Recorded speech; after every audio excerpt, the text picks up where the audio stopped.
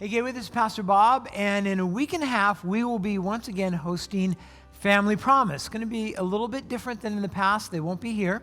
They'll be at the Sumner House, but we will be providing for them dinner and evening hosts and overnight hosts. So you can see we still need a lot of help in signing up with only a week and a half to go. We need people to help provide dinner. We need people who will come during the evening to hang out with our guests at Family Promise. We need people to stay overnight. So there's a couple of ways that you can get involved with this. You can come to church, come in the lobby, which is where we are, and you can just sign up on the board, or you can go on our website and you can click on the Family Promise quick link, and it will take you to a page where you can sign up for any of these things. Family Promise is a ministry that provides care, housing, and food for families who are homeless. And we have been so privileged to be a part of this for the last few years. In fact, I found out that one of the families that we've been working with just graduated, so that means they now have permanent housing and jobs, and so that's something we always celebrate. That's what we're going for. Family Promise, a week and a half. We'd love to have you be a part of that.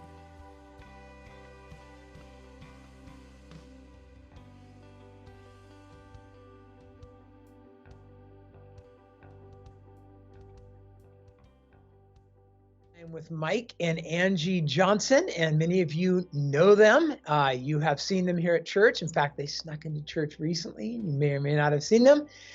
So Mike and Angie, say hi. Hello.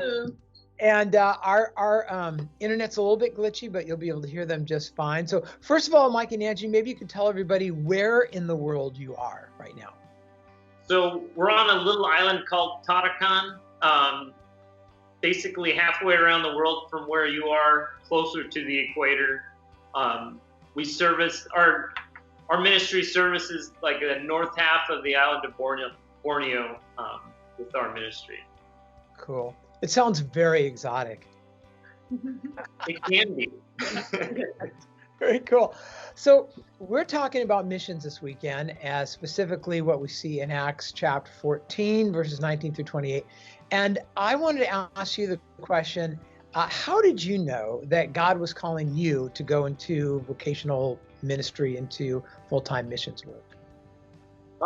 For me, I grew up in the mission field, and so I always knew what it was about. But I didn't kind of figure it was something for me. So while I was at Bible school, there was a module where a prof came and spoke on missions, and God just used that to kind of stir in me a desire and kind of help me remember what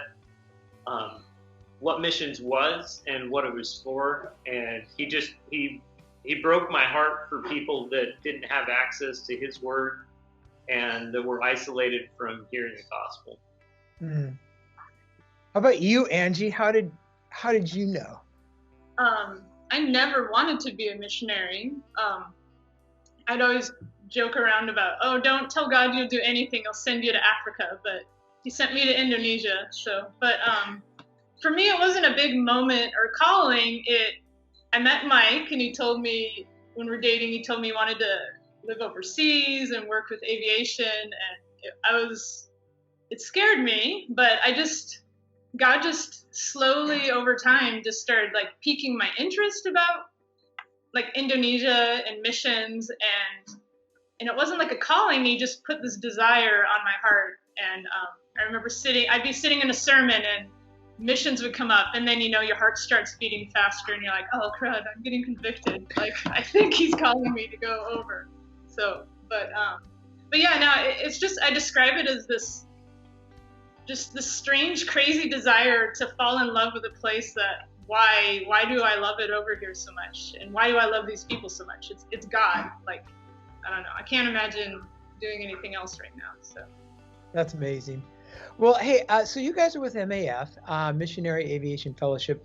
Maybe you could tell people a little bit about what you do. What does your day look like, and how do you see that connected to the work of missions worldwide? Okay, so I'm an aircraft mechanic, as you can see from my uniform. Just getting ready to head to the hangar once we're done talking. But I manage our maintenance hangar. There's 2 airplanes that we keep maintained. We do a lot of inspections. And it's a lot of nuts and bolts things. And honestly, there are times where it's challenging to remember, hey, no, this is how this ties in with the gospel. So it's helpful for me to have a time right now to kind of rehash that. But really, a lot of what our airplanes do is go serve people who are in interior villages that don't have access to the stuff that we do. And sometimes that involves flying people to get together for a church retreat where they can get together and learn. Other times it's medical evacuations where we're able to fly in and get people to a better medical situation than the one they're in.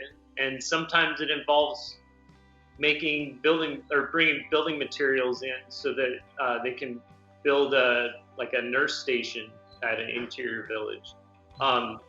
But underlying all that is our desire to see people transformed by the gospel.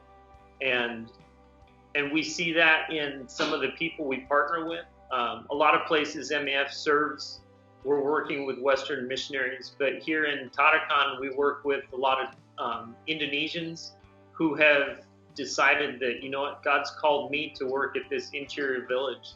And to go from a big city to a small place interior is just as much of a stretch for them as it is for us to come from the U.S. to over here, because it's such a vast difference being in the middle of a little jungle village versus in a city of 17 million people like Jakarta has. And so